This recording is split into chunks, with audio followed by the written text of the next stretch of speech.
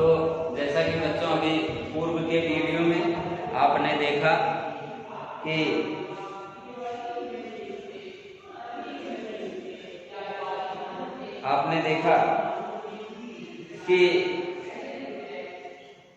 यहाँ तक हम लोग पढ़े थे कि हर महीने की पूर्णिमा को जो नक्षत्र होता है उसी के आधार पे सभी महीनों के नाम रखे गए हैं। तो ये कहीं ना कहीं अपने आप में अच्छी बात है और जानकारी होनी चाहिए, इन सब चीज़ों की जानकारी होनी चाहिए। इसी से तो जाहिर होता है कि हम भारतीय, हमें भारत का कल्चर पता है, हमें भारत की संस्कृति पता है, नियम कानून पता है। तो अब आगे आइए देखते हैं। अब लिखा है इस अगले पार्ट में, यद्यपि माने फिर भी, अस्माकं देशे प्रतिदिनम उत्सव भवति। कह रहे वैसे तो हमारे देश में प्रतिदिन उत्सव होता है। कब होता है? प्रतिदिन उत्सव होता है, तथापि तो भी प्रमुख रूप से यानी पर्वाणि समग्र देश। कह रहे प्रमुख रूप से जो पर्व समग्र देश माने पूरे देश में, समग्र माने संपूर्ण देश में मनाए, और सहैव सहर्षं संपादित माने साथ साथ बड़े हर्ष के साथ संपादित किए जाते हैं, मनाए जाते हैं। तानि इमानि सन्ति। तानि माने वे, इमानि माने ये, सन्ति माने हैं, वे ये हैं। अब नीचे देखिए लिखा है चैत्र मास।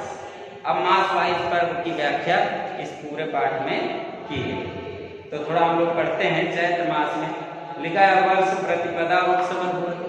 चैत्र मास में, चैत्र मास के वर्ष प्रतिपदा मनाया जाता है, वर्ष प्रतिपदा का उत्सव होता है। ऐसा भारतीय करें यह हम एक भारतीय नव वर्ष आरंभ दिवस अस्ति। करें यह जो हमारा भारतीय नव वर्ष होता है, मतलब इसी दिन से, चैत्र शुक्ल प्रतिपदा से ही हमारा भारतीय नव वर्ष प्रारंभ होता है।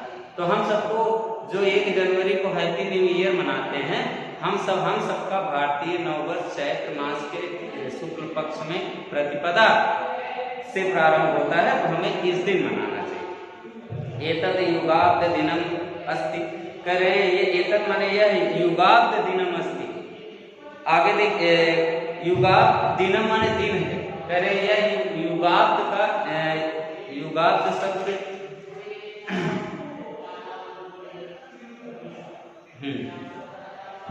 करें युगाब्द दिनम, करें कि ये युगों का, किसी युग का आप मतलब पहला दिन है। ये तस्मीन एक दिने कह रहे हैं कि इस दिन ही लिखा है कि 1889 में ईस्वी में राष्ट्रीय स्वयंसेवक संघ संपादक, राष्ट्रीय स्वयंसेवक संघ हमारे देश की एक संस्था है, करें उसके संस्थापक डॉक्टर केशवराव बलिराम हेडगेवार महोदय से जन्म है। करें इनका इसी डॉक्टर केशवराव बलराम हेडगेवार महोदय का इस दिन जन्म हुआ था। चैत्र शुक्ल नवम्याम एव, और चैत्र शुक्ल नवमी को ही भगवत श्री रामचंद्र से जन्मोत्सव, और चैत्र महीने में नवमी तिथि को भगवान श्री रामचंद्र का भी जन्म हुआ। तो ये देखिए इस महीने में क्या है, आप प्रतिपदा है, भगवान श्री राम का जन्मोत्सव है जिसको नवमी के माध्यम से मनाते हैं। तो ये सब देखिए एक महीने के अंदर चैत्र महीने के बारे में बताया। वैशाख महीने में पूर्णिमायाम तिथौ, कह रहे हैं पूर्णिमा तिथि को भगवतः बुद्ध से जन्मोत्सव है, बुद्ध पूर्णिमा पर्व भवति। अब देखिए वैशाख महीने में कह रहे हैं कि पूर्णिमा तिथि को, वैशाख महीने की पूर्णिमा तिथि को भगवान बुद्ध का जन्मोत्सव बुद्ध पूर्णिमा होता है। क्या होता है? बुद्ध पूर्णिमा मनाया जाता है। फिर ज्येष्ठ महीने में लिखा है, ज्येष्ठ महीने के शुक्ल पक्ष में दशम्याम तिथौ, कह रहे ज्येष्ठ माह के शुक्ल पक्ष में 10वीं तिथि को गंगा अवतरणम, गंगा दशहरा पर्व, गंगा दशहरा का पर्व मनाया जाता है। आषाढ़ मासे पूर्णिमायाम तिथौ, आषाढ़ महीने की पूर्णिमा तिथि को, आषाढ़ महीने की पूर्णिमा तिथि को गुरु पूर्णिमा महोत्सव भवति। गुरु पूर्णिमा का महोत्सव होता है। किसका महोत्सव होता है? गुरु पूर्णिमा का। अस्मिन् दिने जनाः गुरु पूजनम कुर्वन्ति। इसी दिन लोग अपने गुरु की पूजा करते हैं, तो गुरु पूर्णिमा मनाया जाता है। ये भी दिन अब एक विद्यार्थी के लिए बहुत ही अहम दिन है। श्रावण मास से लिखा है, देखिए हर महीने में श्रावण मास से मतलब सावन महीने में जो वर्तमान में आज शायद चल रहा है, जिसमें पचई मनाते हैं हम लोग, तो कह रहे सावन महीने की पूर्णिमायाम माने पूर्णिमा तिथि को रक्षाबंधन उत्सव, रक्षाबंधन का उत्सव भगवत माने होता है, रक्षाबंधन का उत्सव होता है।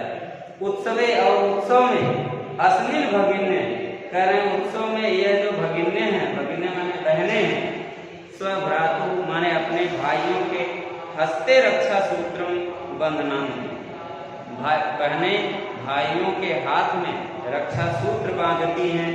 और भाद्रपद मासिक, अब देखिए भादों, जिसको देहात में भादों कहते हैं तब में उसको भाद्रपद लिखा है। भाद्रपद मास में कृष्ण पक्ष, और कह रहे इस महीने के कृष्ण पक्ष में अष्टम्याम तिथौ, किस तिथि को?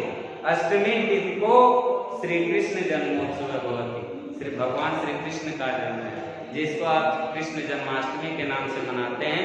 ये त्यौहार मेरे घर पे भी प्रतिवर्ष मनाया जाता है, मेरे स्कूल में भी प्रतिवर्ष मनाया जाता है, और समाज में इस त्यौहार के हमारे मतलब पूरे देश में इस त्यौहार को बहुत धूमधाम से मनाया जाता है, भगवान का जन्म मनाया। अब देखिए लिखा है अश्विन महीने में, अश्विन मासे शुक्ल पक्ष दशम्याम तिथौ, और कह रहे हैं अश्विन महीने के शुक्ल पक्ष में दसवीं तिथि को विजयदशमी पर्व, देखिए विजयदशमी जिसको दशहरा के नाम से आप जानते हैं, विजयदशमी का पर्व मनाया जाता है। ये अब सामने आने वाला है दशहरा। और क्या लिखा?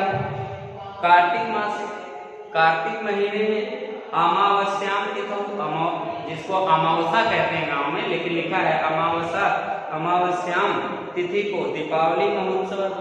कौन सा त्योहार होता है? दीपावली का त्योहार होता है। पूर्णिमायाम च, और पूर्णिमा तिथि को गुरु नानक जन्मोत्सव होता, गुरु नानक का जन्म दिवस मनाया जाता है। पूर्णिमा तिथि को गुरु नानक जी का जन्मोत्सव होता है। मार्गशीर्ष लिखा है मार्गशीर्ष मासिक गीता जयंती उत्सव, कह रहे हैं मार्गशीर्ष महीने में, मार्गशीर्ष मास में महीने में गीता जयंती उत्सव बहुत माने गीता जयंती उत्सव मनाया जाता है। ये देखिए कहने का मतलब हर महीना हमारे लिए इम्पोर्टेंट है, हर महीने में कुछ न कुछ हमारे देश में त्योहारों की मतलब हर महीने में कोई ना कोई त्योहार, कोई न कोई विशेष दिन होते हैं। तो इस पाठ में वही आपको बताया जा रहा है। अभी हम लोग कहाँ पहुंचे? पौष मास, पौष जिसको पूष बोलते हैं, पौष मास में मकर संक्रांति पर्व, मकर संक्रांति जिसको खिचड़ी के नाम से हम जानते हैं, मकर संक्रांति का पर्व होता है। एतत् यह सामाजिक एकता या प्रतीकम अस्ति, यह किसका प्रतीक है? सामाजिक एकता का प्रतीक है।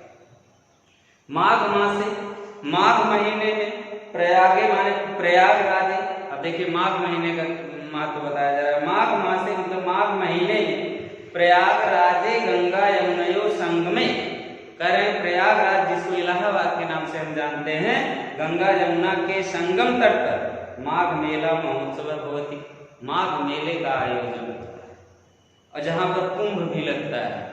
तो अब लिखा है कि माघ मासे एवं शुक्ल पक्ष से, और देखिए कह रहे हैं माघ महीने के शुक्ल पक्ष में पंचम्याम माने पंचमी तिथि को सरस्वती पूजनोत्सव, सरस्वती पूजन बसंत पंचमी का पर्व मनाया जाता है। ये पर्व लगभग वही जनवरी लास्ट या फरवरी में पड़ता है।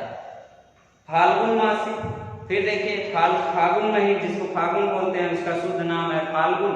फाल्गुन महीने की पूर्णिमायाम तिथि, पूर्णिमा तिथि को होलिकोत्सव होता है, होली का त्योहार मनाया जाता है। तो आपने देखा कि पीछे जितने भी मतलब आप अस्माकं परमण चैप्टर पढ़ रहे हैं, ये चैप्टर आपको बता रहा है कि हर महीना हम हर महीने में कुछ न कुछ विशेष दिन है, तो हर महीने में हमारे लिए त्योहार है। इसीलिए भारत को त्योहारों का देश कहा गया है, शुरू में ही बताया। एतानि लिखा है एतानि अस्माकं प्रमुख पर्वाणि सन्ति, ये हमारे प्रमुख पर्व हैं। एतेभ्यः पृथक् है, और कह रहे हैं इनसे पृथक किससे?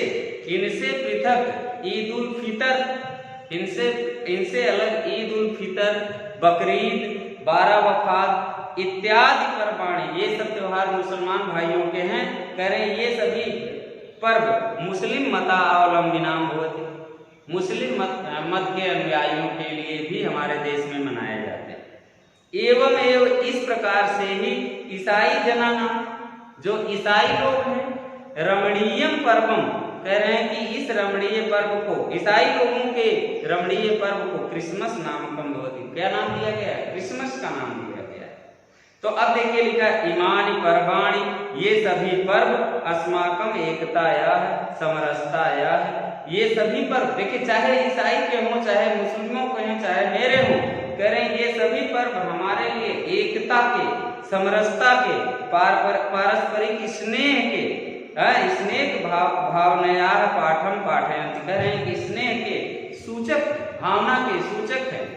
तो इसीलिए लिखा है धन्य तादृश देश पर्वाणाम यत्र श्रृंखला यया बद्ध समाजो अयम कुटुंबकम इव दृश्यते। देखिए श्लोक के माध्यम से कहा गया कि धन्य एतादृश देश, एतादृश देश धन्य, एतादृश भारत देश धन्य।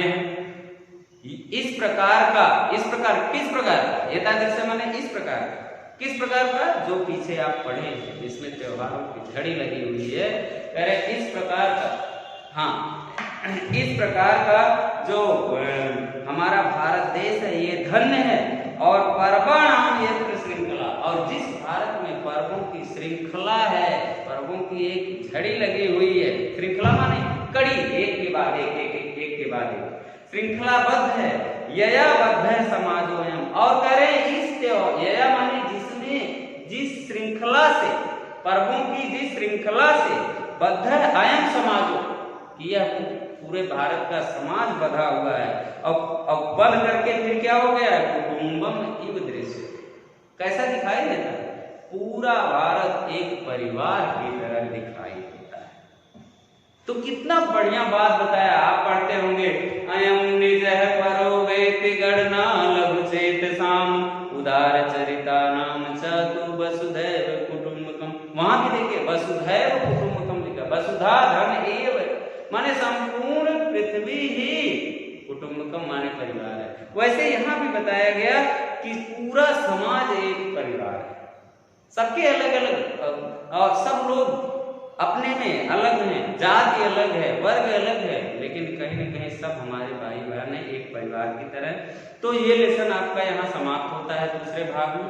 आप सभी भाई, आप सभी स्टूडेंट, आप सभी छात्र को अगले वीडियो के साथ इसका PDF दिया जाएगा। आप सभी लोग इसमें जो शब्दार्थ दिए गए हैं 4-5, ये शब्दार्थ लिख लीजिएगा, और बाकी हम PDF के माध्यम से आपको प्रश्न देंगे, और उसमें कुछ प्रश्न आपके लिए देंगे जिसको आपको क्लास वर्क में लिखना होगा, लेकिन स्वयं पाठ के आधार पर लिखना होगा। फिलहाल नमः संस्कृताय बच्चों, नमः संस्कृताय।